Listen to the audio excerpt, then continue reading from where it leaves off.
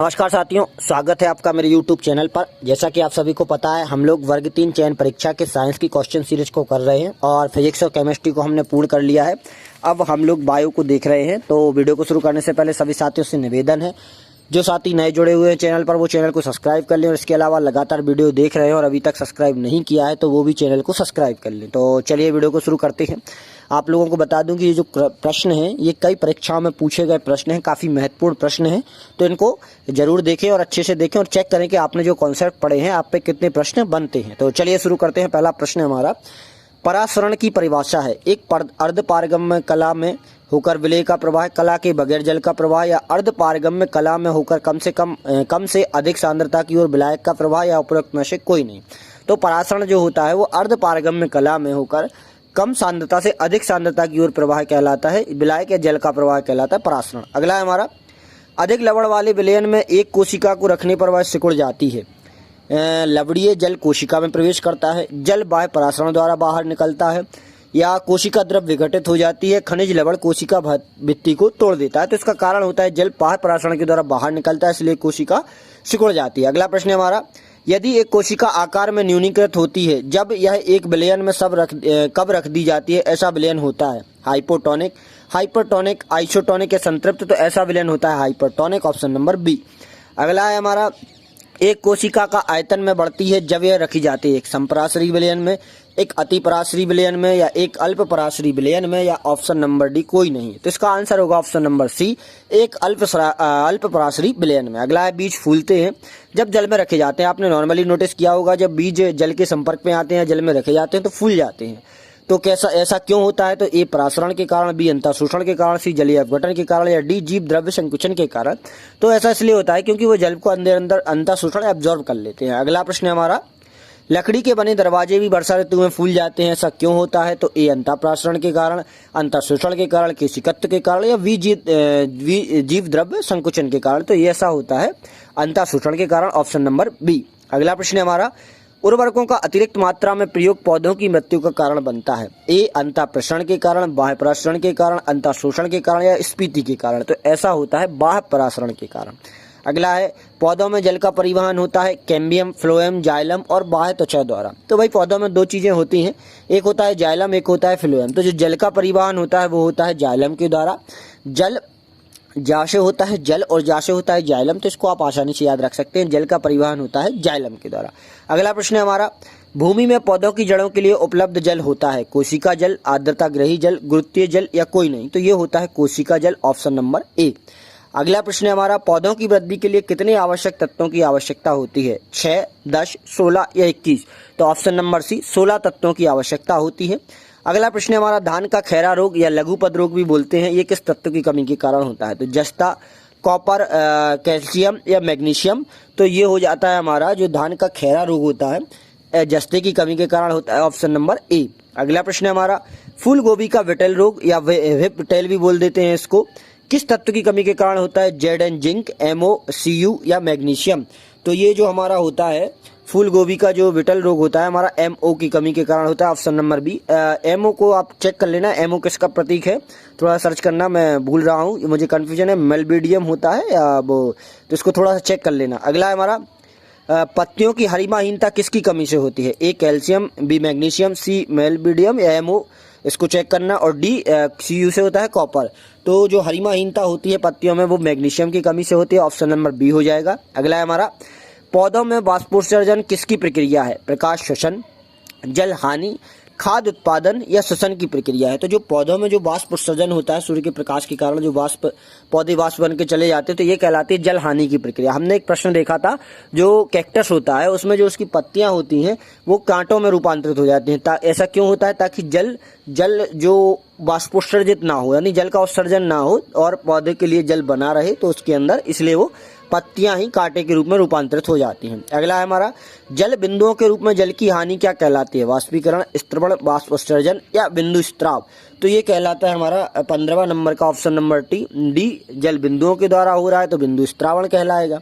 अगला है वाष्पोत्सर्जन में होता है पत्तियों से कार्बन डाइऑक्साइड बाहर निकलती है, पत्तियों से पानी वाष्प के रूप में निकलता है, पत्तियों से पानी बूंद के रूप में निकलता है, पत्तियों से ऑक्सीजन निकलती है। तो वाष्पोत्सर्जन में होता है पानी वाष्प के रूप में निकलता है, ऑप्शन नंबर बी। बाष्प उत्सर्जन मापी यंत्र क्या है? हाइग्रोमीटर, क्रेस्कोमीटर, पोटोमीटर या क्लाइनोमीटर? तो ये इसको याद रखना, क्लाइनोमीटर है, ऑप्शन नंबर डी हो जाएगा। अगला है, पौधे में बाष्पोत्सर्जन की क्रिया किसमें होती है? जड़ में, तना में, पत्ती में या पूरे पौधे में? तो भाई बाष्पोत्सर्जन की प्रक्रिया जो होती है हमारी, ऑप्शन नंबर डी, पूरे पौधे में। अगला प्रश्न है हमारा, वायु दशा जिसमें बाष्पोत्सर्जन अधिक तेजी से होती है, वायु का निम्न वेग, निम्न नमी और ऊंचा तापमान, उच्च नमी या भूमि में जल की अतिरिक्त मात्रा? तो जिसमें बाष्पोत्सर्जन तेज होगा तो वो होगा हमारा निम्न नमी और ऊंचा तापमान।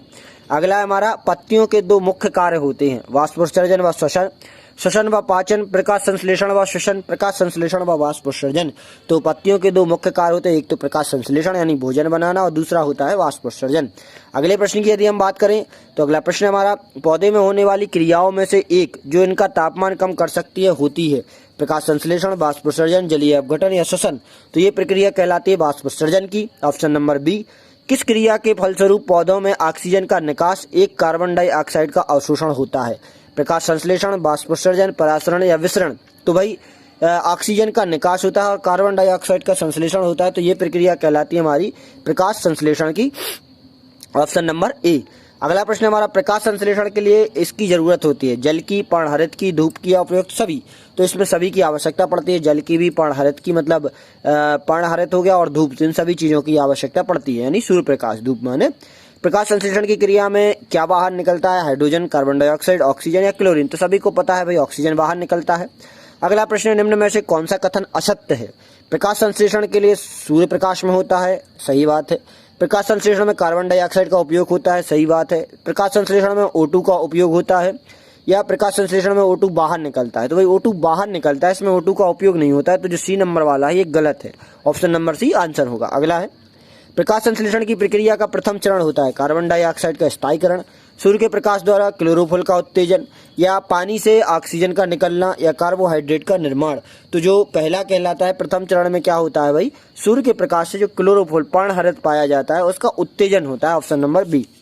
अगला है, प्रकाश संश्लेषण की दर सबसे अधिक होती है बैगनी रंग में, हरे रंग में, नीले रंग में या लाल रंग में? तो सबसे अधिक यदि हम बात करें तो लाल रंग में देखने को मिलती है प्रकाश संश्लेषण की दर। प्रकाश संश्लेषण की दर सबसे कम कहाँ होगी? तो भाई सबसे कम की यदि बात करें तो ये बैगनी रंग में होगी, ऑप्शन नंबर सी हमारा आंसर हो जाएगा। अगला है, हरे रंग का पदार्थ जो पौधों में प्रकाश संश्लेषण करता है वह क्या कहलाता है? क्लोरोफिल, क्लोरोप्लास्ट, क्लोरोफॉर्म या इनमें से कोई नहीं? तो ये हरे रंग को जो बोलते हैं पर्णहरित या क्लोरोफिल बोल देते हैं, ऑप्शन नंबर ए। अगला प्रश्न हमारा, प्रकाश संश्लेषण होता है रात्रि में, दिन और रात्रि में, दिन अथवा रात्रि में या केवल दिन में? तो जो प्रकाश संश्लेषण होता है जो हमारा, ये होता है हमारा ऑप्शन नंबर डी, केवल दिन में। अगला प्रश्न है हमारा, प्रकाश संश्लेषण के लिए कौन सी गैस आवश्यक है? O2, CO, N2 या CO2? तो प्रकाश संश्लेषण के लिए जो आवश्यक है हमारी कार्बन डाइऑक्साइड होती है, इसको उपयोग करके और ऑक्सीजन निकलती है। अगला है, पौधे व पेड़ खाना तैयार करने की प्रक्रिया कहलाती है कार्बोहाइड्रोलिसिस, मेटाबॉलिक सिंथेसिस या फोटोसिंथेसाइजेशन या फोटोसिंथेसिस? तो ये इसको हिंदी में बोलते हैं हम प्रकाश संश्लेषण की प्रक्रिया, और इसको इंग्लिश में भी याद रखें, फोटोसिंथेसिस बोलते हैं, ऑप्शन नंबर डी। अगला है हमारा, क्लोरोफिल में कौन सा फॉस्फोरिन होता है? मैग्नीशियम, कैल्शियम, लोहे या टिन? तो क्लोरोफिल की यदि हम बात की जाए तो इसमें होता है हमारा ऑप्शन नंबर ए, मैग्नीशियम। अगला है, सर्वाधिक प्रकाश संश्लेषण के लाभ कहाँ चलता है? प्रकाश के नीले अथवा लाल क्षेत्र में, प्रकाश के हरे व पीले क्षेत्र में, प्रकाश के नीले और नारंगी क्षेत्र में, प्रकाश के बैगनी व नारंगी क्षेत्र में? तो सबसे ज्यादा गति होती है हमारी लाल रंग में, हम देख चुके हैं इसको। तो सबसे ज्यादा यदि प्रक्रिया चलेगी तो हमारे नीले व लाल क्षेत्र में, ऑप्शन नंबर ए हो जाएगा। अगला है, प्रकाश संश्लेषण का अंतिम उत्पाद है कार्बोहाइड्रेट, कार्बन डाइऑक्साइड, ऑक्सीजन या जल? तो इसका जो अंतिम उत्पाद है हमारा वो होता है कार्बोहाइड्रेट, ऑप्शन नंबर ए हो जाएगा। अगला प्रश्न हमारा, निम्न में से ऊर्जा रूपांतरों में से किसके द्वारा प्रकाश संश्लेषण की क्रिया संपादित होती है? प्रकाश से रासायनिक ऊर्जा, प्रकाश से ताप ऊर्जा, ताप से जैव ऊर्जा या ऊष्मा से गतिज ऊर्जा? तो इसमें जो प्रकाश ऊर्जा होती है हमारी, जो प्रकाश ऊर्जा रूपांतरित होती है रासायनिक ऊर्जा में, ऑप्शन नंबर ए। अगला है, प्रकाश संश्लेषण में पर्णहरित की भूमिका है जल का अवशोषण करना, प्रकाश का अवशोषण करना, कार्बन डाइऑक्साइड का अवशोषण करना या इनमें से कोई नहीं? तो जो पर्णहरित है इसका कार्य है प्रकाश का अवशोषण करना, उसके बाद ये उत्तेजित होता है, हम देख चुके हैं इसको। अगला है, प्रकाश संश्लेषण में पौधे कौन सी गैस का अवशोषण करते हैं? तो कार्बन डाइऑक्साइड, ऑक्सीजन, नाइट्रोजन या हाइड्रोजन? तो भाई कार्बन डाइऑक्साइड लेते हैं और ऑक्सीजन को छोड़ते हैं। अगला है, प्रकाश संश्लेषण में हरे पौधे द्वारा कौन सी गैस छोड़ी जाती है? ऑक्सीजन, नाइट्रोजन, जलवाष्प या कार्बन डाइऑक्साइड तो छोड़ी जाती है, ऑक्सीजन ऑप्शन नंबर ए हो जाएगा। अगला है प्रकाश संश्लेषण के समय निकलने वाली गैस क्या क्या नाम है? Carbon dioxide, oxygen, nitrogen, hydrogen. तो भाई ऑक्सीजन निकलती है, सभी को पता है। अगला प्रश्न है हमारा, ऑक्सीजन जो प्रकाश संश्लेषण से उत्पन्न होती है आती है जल से, कार्बन डाइऑक्साइड से, क्लोरोफिल से या फॉस्फोग्लिसरिक एसिड से। तो ये जो गैस आती है, इस प्रकार के ये डीप में प्रश्न पूछ लिए जाते हैं। जल से बनती है, H2O जो शामिल होता है उससे ऑक्सीजन बनती है। अगला है प्रकाश संश्लेषण होता है न्यूक्लियस में, माइटोकॉन्ड्रिया में, क्लोरोप्लास्ट में या परऑक्सीबोम में। तो ये जो प्रकाश संश्लेषण होता है वो क्लोरोप्लास्ट में होता है, ऑप्शन नंबर सी हो जाएगा। प्रकाश संश्लेषण का प्रथम स्तर यौगिक है फॉस्फोग्लिसरिक अम्ल, स्टार्च, ग्लूकोज या डाई फॉस्फोग्लिसरिक अम्ल।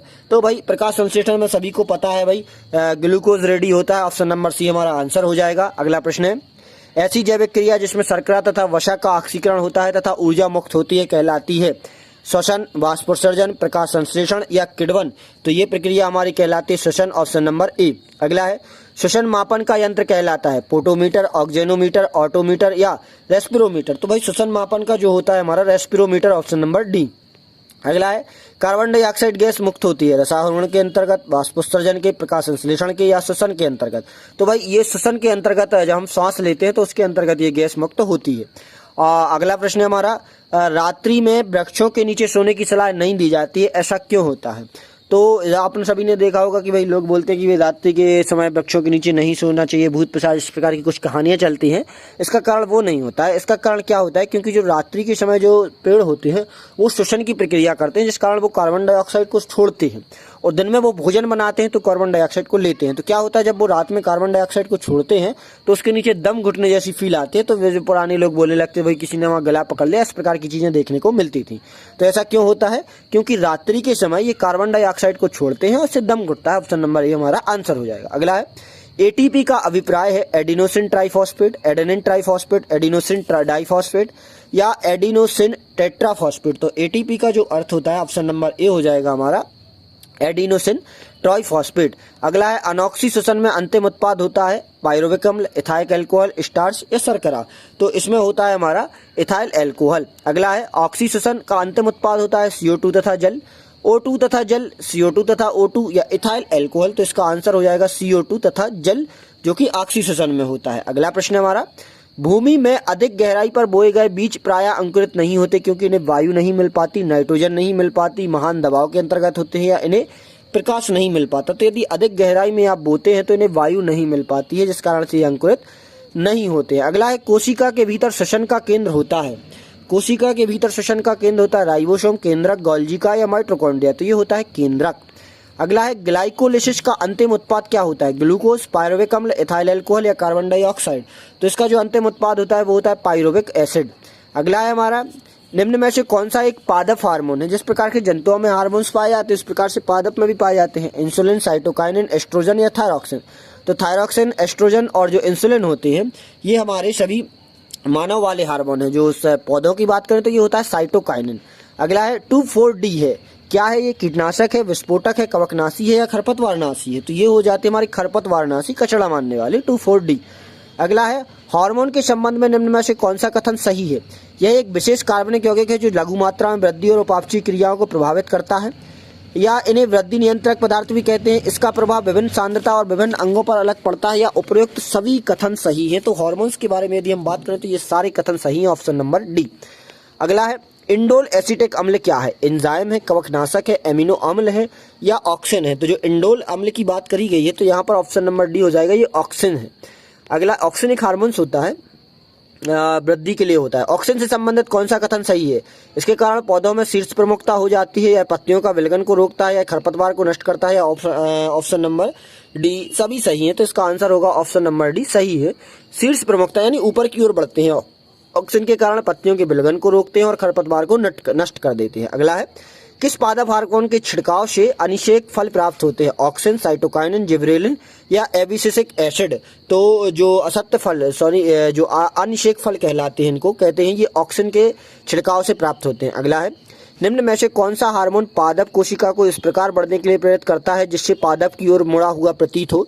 साइटोकाइनिन, ऑक्सिन, जिब्रेलिन या एबिसिसिक एसिड? ये जो प्रमुख एसिड है इसका आंसर होगा ऑक्सिन हो जाएगा। ये जो ऑप्शन में दिए हुए हैं, चाहे वो जिब्रेलिन हो, चाहे साइटोकाइनिन हो, ऑक्सिन हो या एबिसिसिक एसिड हो, ये पत्तियों के प्रमुख, भाई ये पादपों के प्रमुख हार्मोन्स हैं। ये बहुत महत्वपूर्ण है, इनसे संबंधित कई प्रश्न देखने को मिल जाते हैं कि भाई किस हार्मोन से क्या विकसित होता है। कोशिका विभाजन में मदद करने वाला पादप हार्मोन्स क्या है? कोशिका विभाजन में देखो इस प्रकार के प्रश्न पूछे जाते हैं भाई हार्मोन्स में आप जरूर पढ़ना कि भाई कौन से हार्मोन से पौधे का कौन सा भाग विभाजित होता है या कौन सा हार्मोन क्या कार्य करता है, तो ये आप जरूर देखें। अगला है, इसका आंसर हो जाएगा हमारा ऑप्शन नंबर सी, साइटोकाइनिन पादप कोशिका विभाजन में मदद करता है। निम्न में से कौन सा पादप हार्मोन बीजों को सुषुप्त अवस्था में रखता है तथा पत्तियों के विलयन में मुख्य भूमिका निभाता है? ऑक्सिन, जिब्रेलिन, साइटोकाइनिन या एब्सिसिक एसिड? तो इसका आंसर होगा option number D, abscisic acid. भाई ऑक्सिन तो विलयन को रोकता है। अगला है, निम्न में से कौन सा एक प्राकृतिक फल पकाने वाला हार्मोन है? काइनेटिन, जिब्रेलिन, ऑक्सिन या एथिलीन? तो भाई इसका आंसर हो जाएगा हमारा तीसरे नंबर का डी, एथिलीन इसका आंसर हो जाएगा। अगला प्रश्न है हमारा, प्रकाश अनुवर्ती संचालन किसके द्वारा नियंत्रित किया जाता है? एथिलीन के द्वारा, ऑक्सिन के द्वारा, जिब्रेलिन के द्वारा या साइटोकाइनिन के द्वारा? तो ये हो जाएगा ऑक्सिन के द्वारा। प्रकाश अनुवर्ती संचालन मतलब समझ रहे, एक होता है प्रकाश अनुवर्ती यानी प्रकाश की दिशा में पौधे का विकास, यानी जब प्रकाश पौधा अंकुरित होता है तो वो ऊपर की ओर मतलब सूर्य की ओर विकसित होता है, और जड़ें होती हैं जमीन में अंदर नीचे की ओर अंधकार की ओर अनुवर्ती होती है यानी अंधकार की ओर विकसित होती है। और ऑक्सिन का कार्य क्या है भाई, ये उसको ऊपर शीर्षाभिमुख विकास करता है, मतलब सीधे रूप में विकास करता है, तो ये प्रकाश अनुवर्ती करता है। तो इसका आंसर होगा ऑप्शन नंबर बी। अगला है, पादप वृद्धि हार्मोन जिब्रेलिन किससे निकाले जाते हैं? जो जिब्रेलिन रहता है ये किससे निकलता है? कवक से, जीवाणु से, शैवाल से या कोई नहीं? तो इसका आंसर होगा ऑप्शन नंबर ए, कवक से। अगला प्रश्न हमारा, निम्न में से कौन सा एक खरपतवार मारक है? तो अभी हम इसको देख चुके हैं 2,4-D, इसका आंसर हो जाएगा ऑप्शन नंबर बी। अगला है, पादप वृद्धि अनुमान के साथ किस भारतीय वैज्ञानिक का नाम जुड़ा है? पादप वृद्धि अनुमान के साथ तो H.C. Khurana, C.V. Raman, J.C. Bose या मेघनाथ शाह? तो इसका आंसर हो जाएगा J.C. बोस। अगला प्रश्न है हमारा, निम्न में से किस पेड़ को अपनी वृद्धि के लिए सर्वाधिक मात्रा में जल की आवश्यकता होती है? आम, बबूल, अमरूद या यूकेलिप्टस? तो सबसे ज्यादा जल की आवश्यकता होती है यूकेलिप्टस को, ऑप्शन नंबर डी।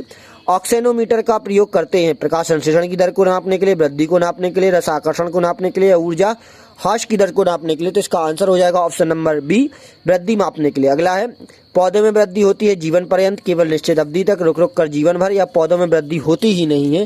तो यदि हम बात करें पौधों में वृद्धि की तो इसमें होती है जीवन पर्यंत तक, ऑप्शन नंबर ए हमारा आंसर हो जाएगा। अगला है, समय और आकार के संदर्भ में होने वाली वृद्धि ग्राफ पर अंकित करने पर एस के आकार का वक्र बनता है जिसे कहते हैं सिग्माइड वक्र, श्वसन वक्र, प्रासरण वक्र या उत्सर्जन वक्र? तो ये कहलाता है हमारा ऑप्शन नंबर ए, एस से सिग्माइड वक्र, सिग्माइड वक्र। अगला है हमारा, पौधों की लंबाई में वृद्धि के लिए आवश्यक नहीं है सोडियम, कैल्शियम, नाइट्रोजन या फास्फोरस? तो भाई सोडियम लंबाई में वृद्धि के लिए आवश्यक नहीं है। अगला है, पौधों की वृद्धि गतियां जो प्रकाश उद्दीपन के कारण होती हैं उन्हें कहते हैं जियोट्रोपिज्म, हेलियोट्रोपिज्म, हाइड्रोट्रोपिज्म या थिग्मोट्रोपिज्म?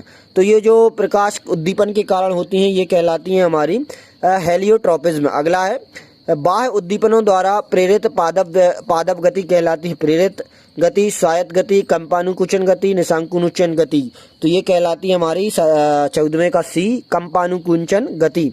अगला है, छुई मुई की पत्ती में गति होती है प्रकाश अनुकुंचन गति, कंप अनुकुंचन गति, निशांकुंचन गति या ऊपरी कुंचन गति?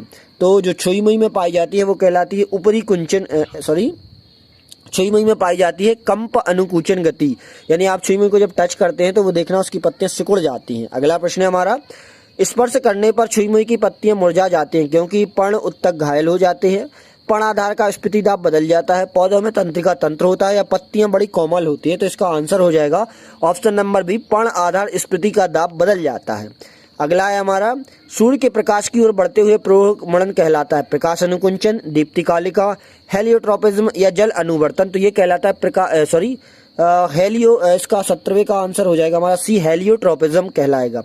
जल अनुवर्तन हो जाएगा जल की दिशा में वृद्धि। अगला है, किसी आधार के चारों ओर मटर के प्रतान का लिपटना एक कहलाता है स्पर्श अनुवर्तन, नैश गति, रसायनुवर्तन या प्रकाश अनुवर्तन? तो ये कहलाएगा हमारा 18 नंबर का ए, स्पर्श अनुवर्तन का। अगला है, संड्यूत अतः वीनस फ्लाई ट्रैप कीट बख्शी पौधों में गति होती है? कंप अनुकुंचन गति, स्पर्श अनुकुंचनी गति या निशानुकुंचनी गति, या इनमें से कोई नहीं। तो 19वें का आंसर हो जाएगा ऑप्शन नंबर बी।